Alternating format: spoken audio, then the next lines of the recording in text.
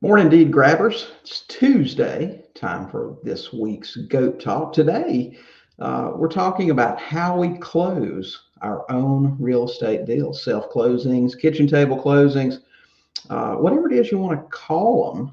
We do it on a regular basis, and you can do it too. We're going to talk a little bit about that today.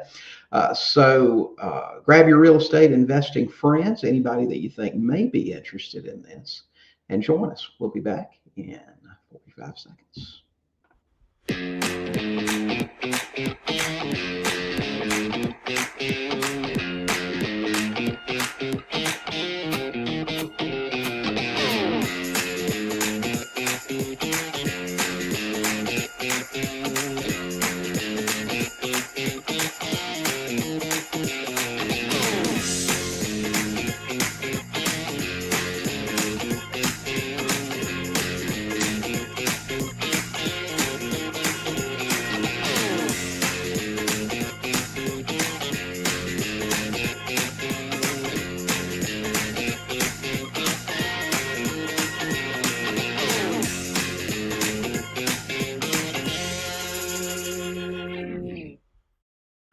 Morning, guys. Welcome to this episode of Goat Talk. Goat Talks are weekly, well, it's almost weekly, Facebook and YouTube Live that we do. And we try to share some things with you to help you in your real estate investing. If you're joining us this morning, please say hello. Let us know where you're from so we can say good morning.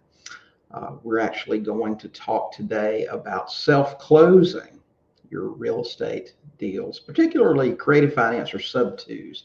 We've been doing that for quite some time. There's a lot of mystery surrounding it seems, but they're really not that complicated. And hopefully we can demystify some of that stuff today. Jody's taking a snow day today, in case you guys don't know. Northwest Arkansas got 5 inches of snow yesterday, if you can believe that. So she's taking the day off this morning out there buying some houses. So we're just it's just going to be us today. She should be back next week. So you guys don't bolt on me because she's not here. Good morning, Kevin from Texas. Good to see you. Jen and Brad in Minnesota.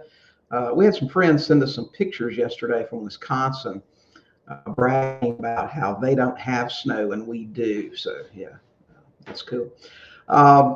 Anyway, so let's get going. Again, we'll answer any questions that you have while we're here about self-closing or any other creative finance stuff. So just pop those in here and we'll get to them as we go. Just a reminder to you guys, we're going to be talking about self-closing today. And if you're interested in learning more than we'll have time to cover today on self-closing, you can check out our course on self-closing at Sub2 University. And I think the link is up there right now. Normally it's $147. We've got a $50 coupon code today. So for the next 24 hours, you can get this for $97. Just go to the link and use Goat Talk KTC to get $50 off of that. And we'll show you exactly how we do this stuff from A to Z. Hey, Kevin Strong, good to see you up there in Washington. Out there keeping the streets safe on the schoolyard today. So self-closing, what is self-closing? Well, a self-closed deal to me now is really nothing more than just being able to close outside of a title company, outside of an attorney's office, or anything like that. And I'll tell you how we got started doing that was just the ability to find somebody to close a sub-2 or seller finance deal for us.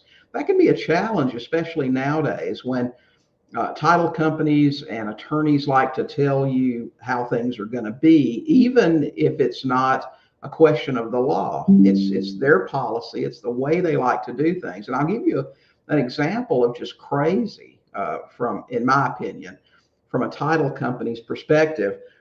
We actually, when we moved to Northwest Arkansas, we started doing a lot of flips. We were able to buy properties that had a lot of equity, and we would just immediately sell those things. So we'd do a double closing to sell them.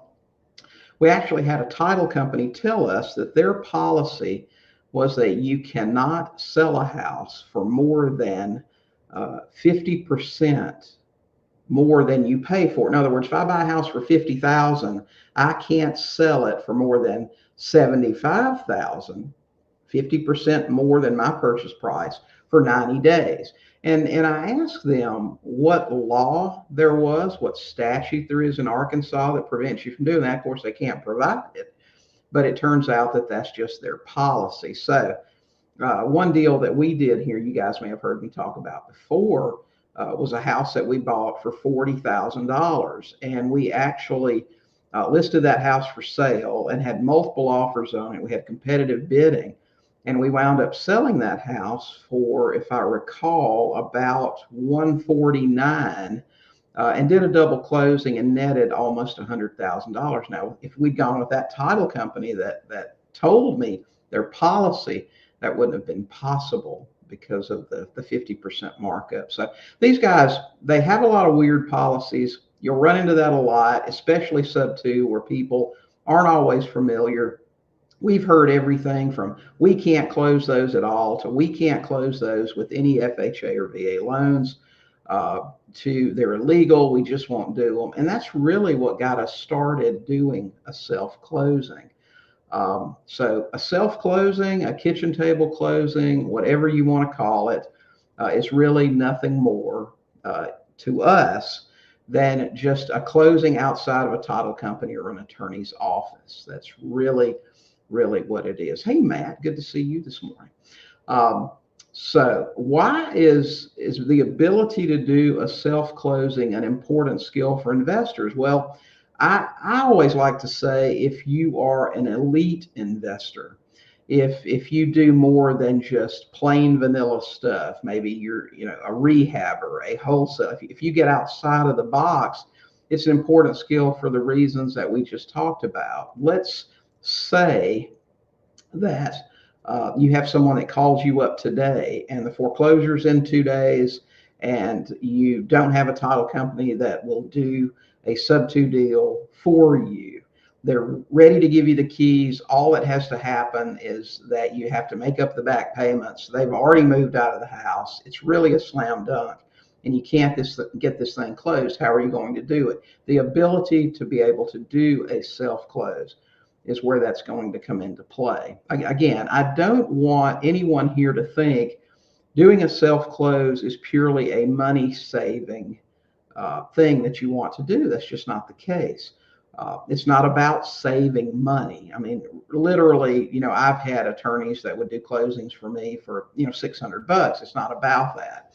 It's about the ability to save a deal that you wouldn't otherwise be able to get done. So it's an important skill for that reason. I'll tell you, I've run into sellers over the years. Maybe they've had a bad divorce. Maybe they've been sued before. That just wouldn't step foot in an attorney's office. What do you do in those cases? You have to think outside of the box in those cases. So it's an important skill to have, whether you use it very much or not. Just the ability, just the knowledge to be able to do that. So should you self-close your deals? I can just about guarantee you that if you're asking yourself, do I need an attorney? Do I need a title company? Should I even try this? Then you probably don't need to be doing it yourself. It's not a good idea for a beginner. You need to know the process of closing. So it's a good idea to go ahead, use an attorney, use a title company. If you couldn't find somebody, maybe another experienced investor that's good with self-closings can do that. We routinely talk about self-closings and have numerous students in Sub 2 Max that are trained to do those. They do them a lot of the time.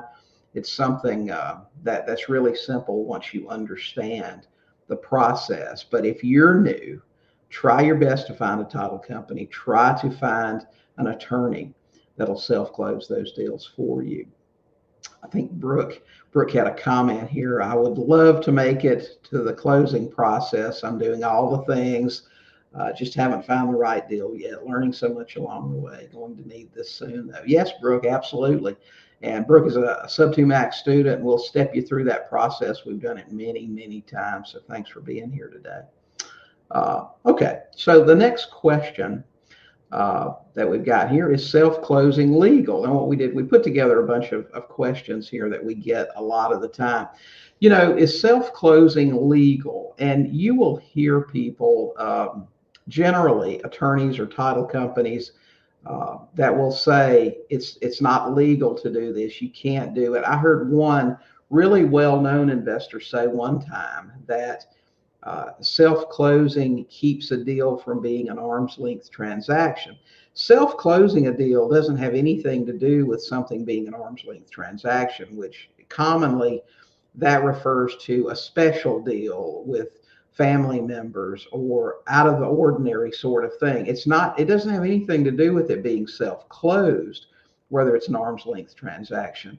Is closing your own deal legal? Listen, from the beginning of time, families, you see this is common in families. They've given a family member a quitclaim deed to a house. They've gifted a house to their children, and they go down and pick up a quitclaim deed at Office Depot and fill it out and file it at the courthouse. And generally that will work. It's not something we want to do as investors. We want to be a little bit more professional than that and put some things in place to protect us. And so that's why we use specific documents in our self-closing. The same things, the same documents we would use if we closed at a title company or an attorney's office, the very same documents. So we just choose to close these deals outside of that environment.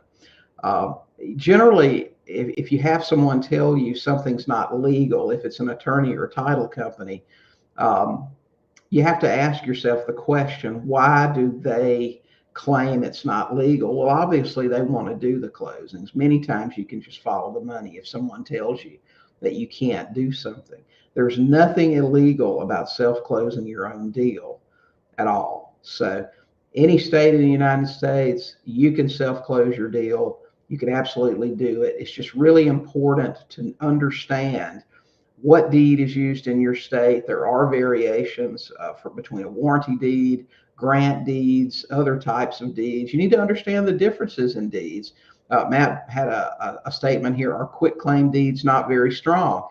No, generally they're not. All a quitclaim deed does is give someone whatever interest the grantor may have in that property or that piece of real estate.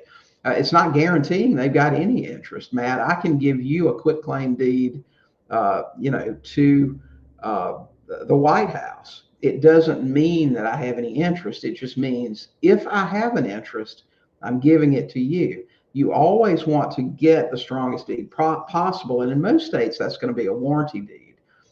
Whenever possible, you prefer to give the weakest deed possible with the fewest guarantees. Now, most of the time when you're selling a house, you're going, especially to an end buyer, it's going to be institutional financing involved there, and they're going to demand a deed that and title that is insurable. So that's going to be a warranty deed in most states. But can you self-close your own deal? Absolutely, you can. There's nothing illegal about it. If you know the steps, you're confident in what you're doing, and you understand those things, you can do it. So now that we know we can do it, are there risks involved? You bet there are.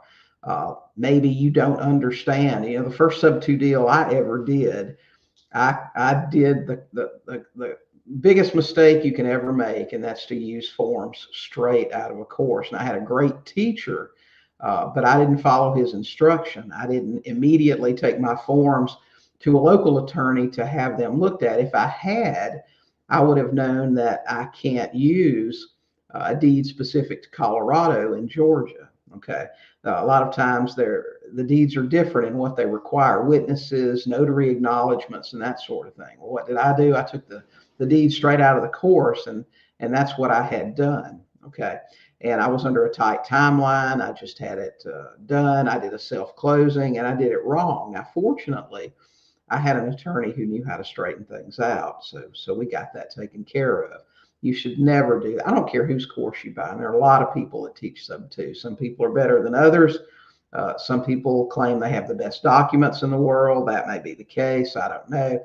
I actually had someone ask me the other day, William, your documents are pretty simple. They're scary simple. Are they very effective? And my answer to that was, listen, um, I've seen purchase agreements that were 15 pages long.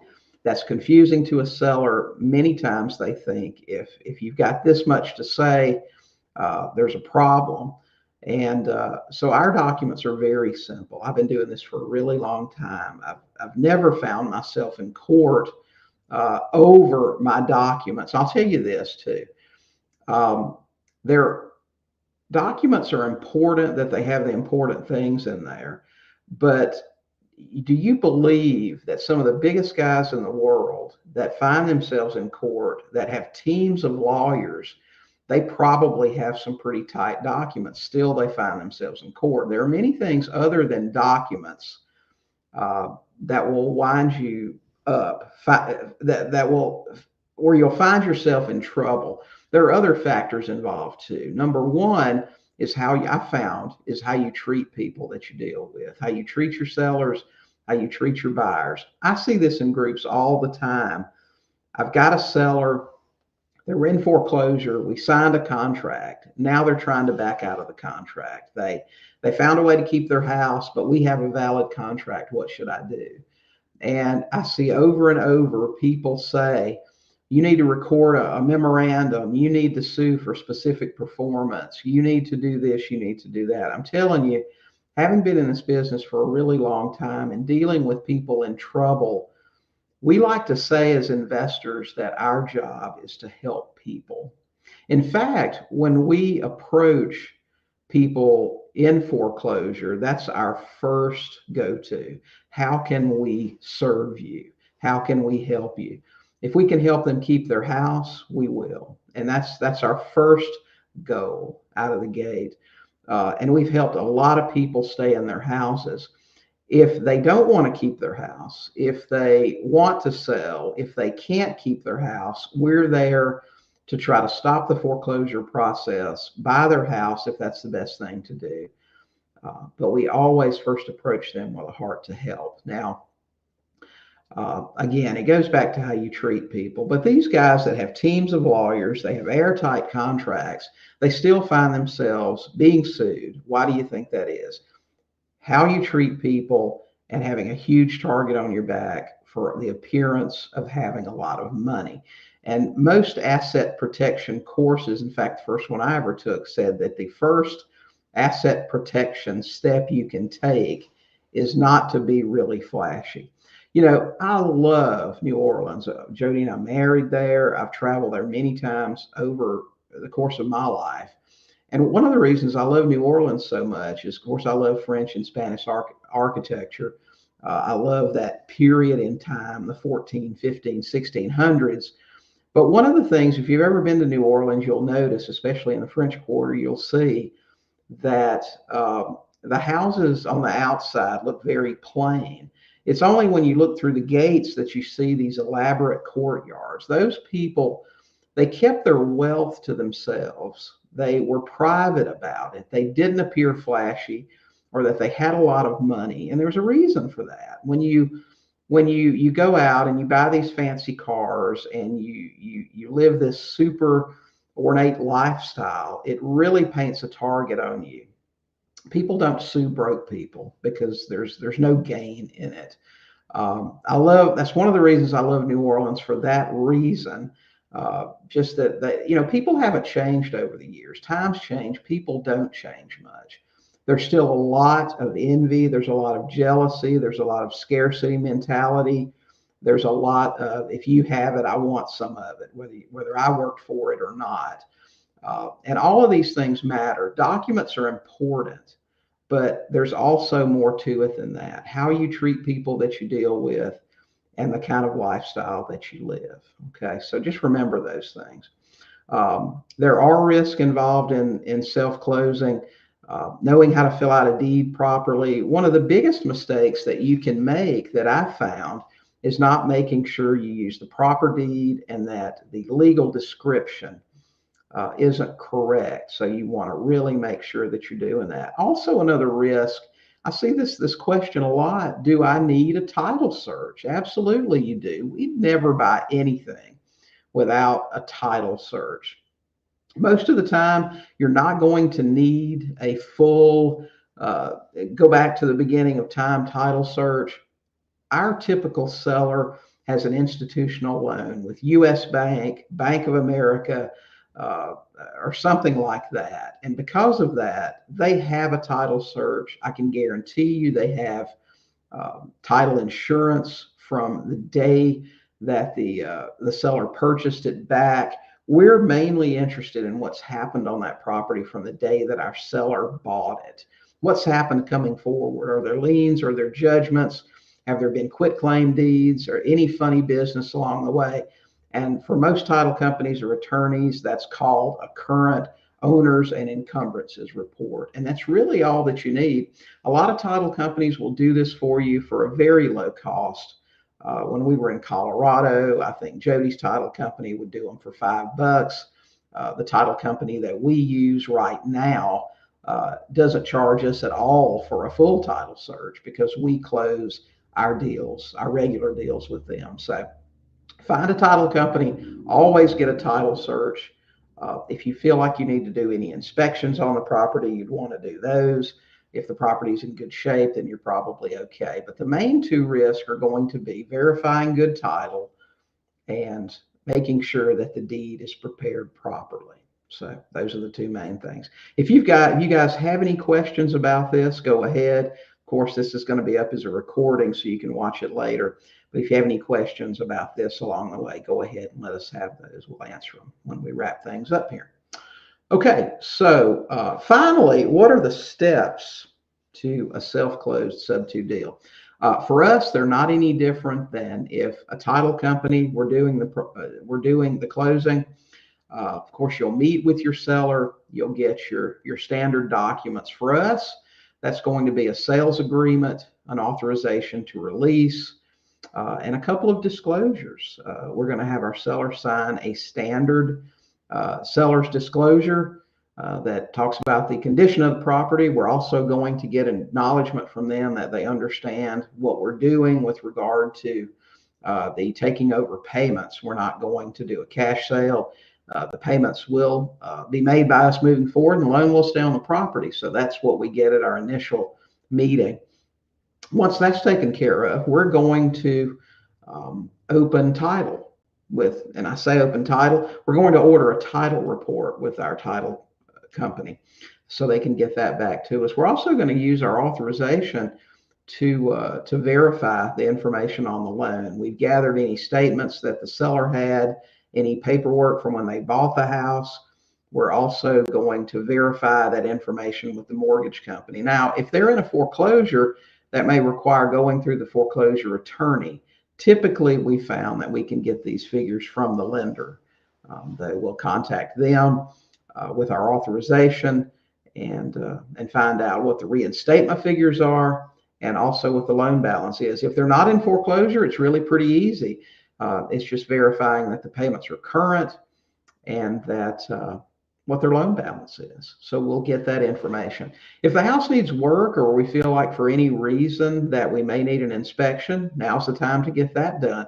Most of our deals have a built-in 10-day inspection period, a due diligence period. And during that time, we can check things out and by writing, cancel our contract if we need to, or we find something there, an additional lien or judgment or something that makes the deal not attractive to us. We also make preparations with the seller to move. We never close on these deals while they're still living in the house. There'd be a very rare occasion that we would do that. Maybe if they were building a house and they want to get the house sold so they don't have two simultaneous payments. But most of the time, they're going to have to move out of the house. So once we make those preparations, we'll have a closing date set, and then we will create the documents that we use for our closing. Now we have documents that we like to use. There are about a dozen of them. Most of them are disclosures, assignments of escrow accounts. Most of your sellers are going to have an escrow account that you want to have assigned to you. They need to understand, even though they've paid this money in on their loan every month, that escrow account now belongs to you. So we make sure we get that signed. Another important document is also a limited and specific power of attorney, and we get that from each seller that's party to the house.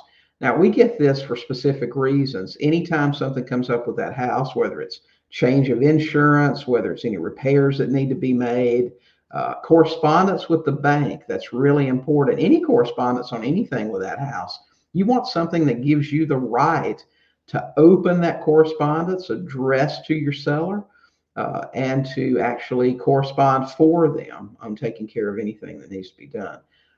Limited power of attorney is very important, and it needs to be specific to that property.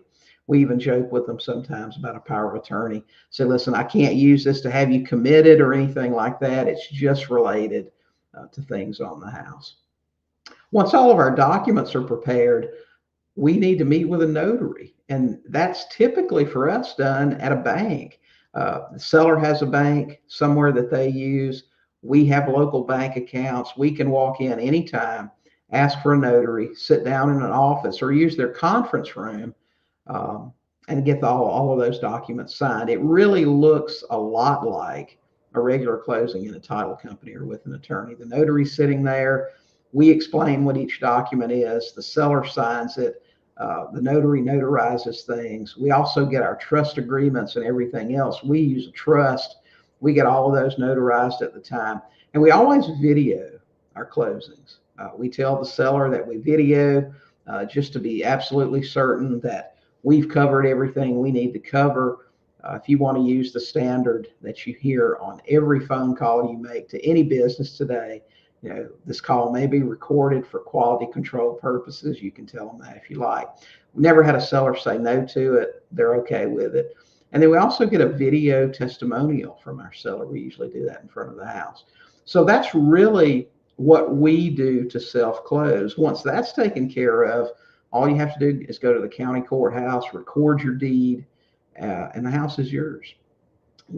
I left this out, but you also want to make sure that your seller's getting a HUD. And there are many places online that you can fill in a PDF HUD, download it, print it, and make sure that your seller gets that. That is the sign that a sale's taken place. So that's how we handle self-closed deals, like I said.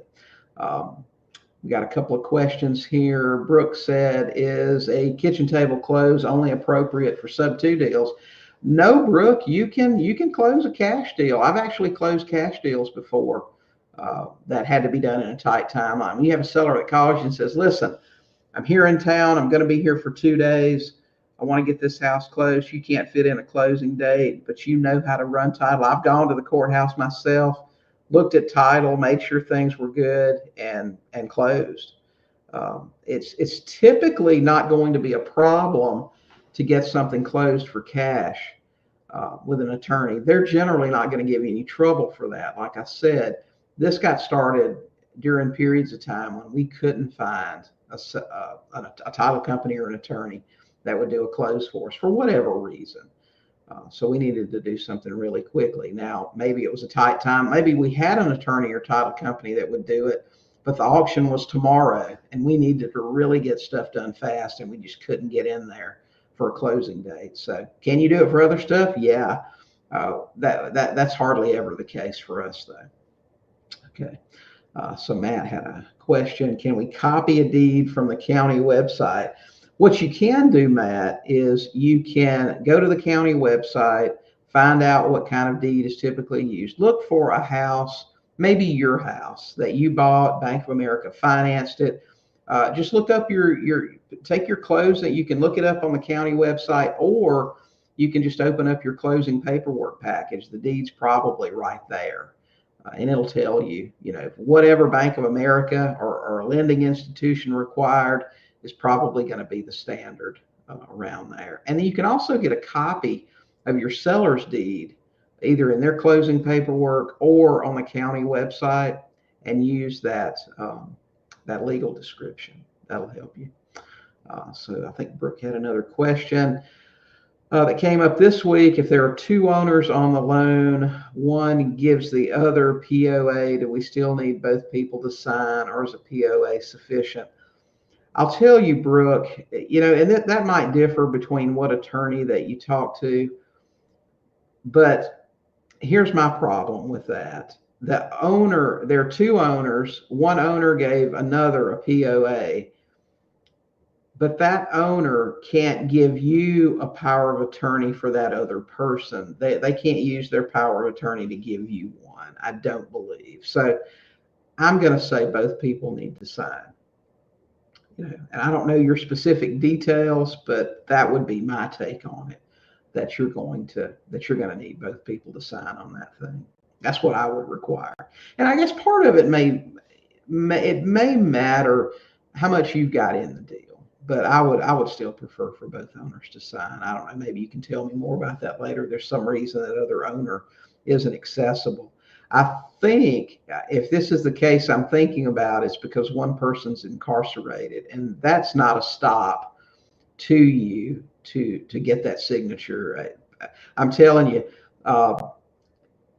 notaries go to the courthouse or the jail every day and get signatures, and there are plenty of people in Max that can attest to that. So, yeah, that's not going to be a hindrance to you at all. Okay, guys. So if y'all have any other questions about this, I'll be glad to answer them. Remember, you can pick up our full kitchen table closing where we lay out exactly how we do these closings every single day. For $50 off today, it's regular $147. You can get it for $97 for the next 24 hours. Just go to the link and use the Goat Talk KTC coupon and get that thing today. If you guys don't have any other questions, we're going to get out of here this morning. So you guys let me know. Yeah, Matt's got the course. Hey, great. Glad you enjoyed it.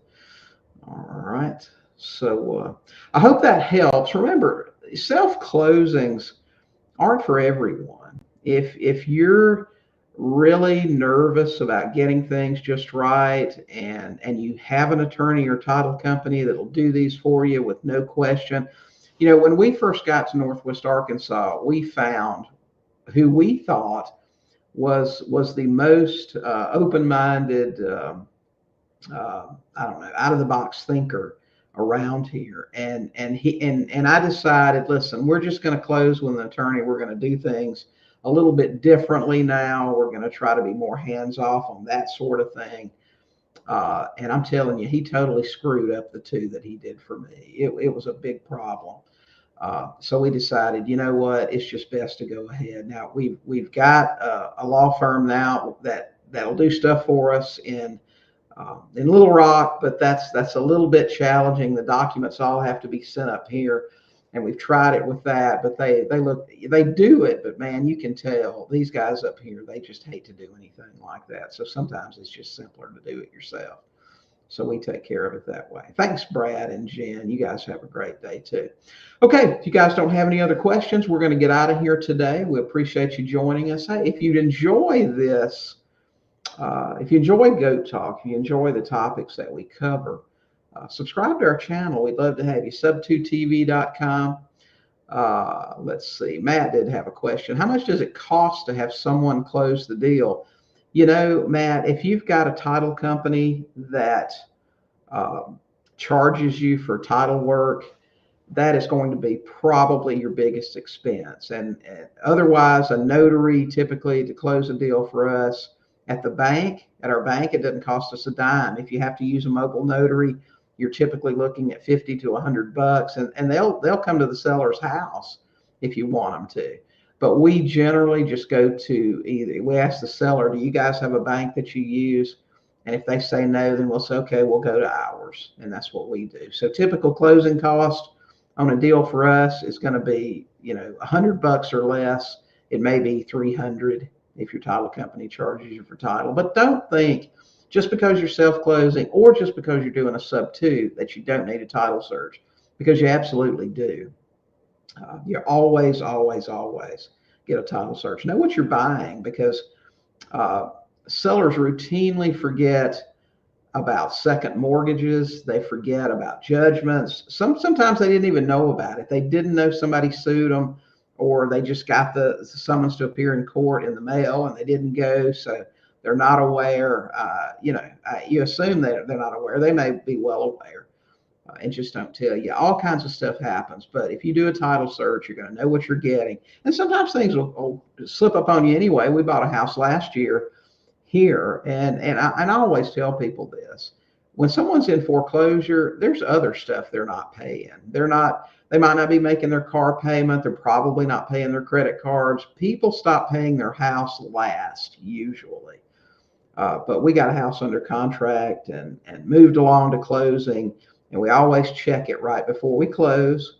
And about 2 days before our scheduled closing, a $9,000 Discover card judgment appeared on this house. Now, and we had to reevaluate, and it was still a good deal.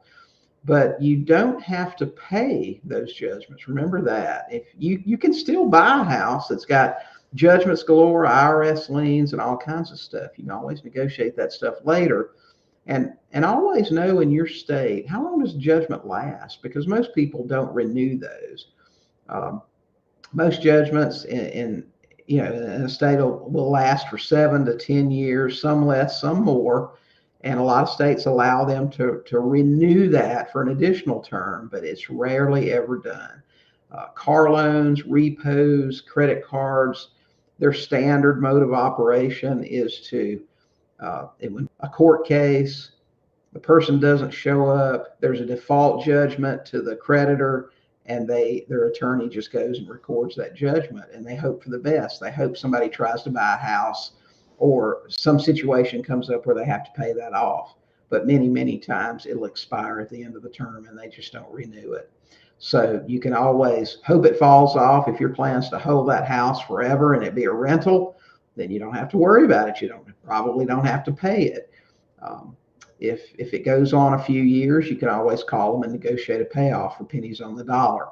So that happens too. So remember that doesn't have to be a reason to not buy the house. Okay. All right, guys. Hope that helps. Kevin, thanks for joining us. Yes, it is cheap to buy a house, Matt. So, okay, guys. You guys have a fantastic day. Again, subscribe to our channel, Subtube TV, if you will.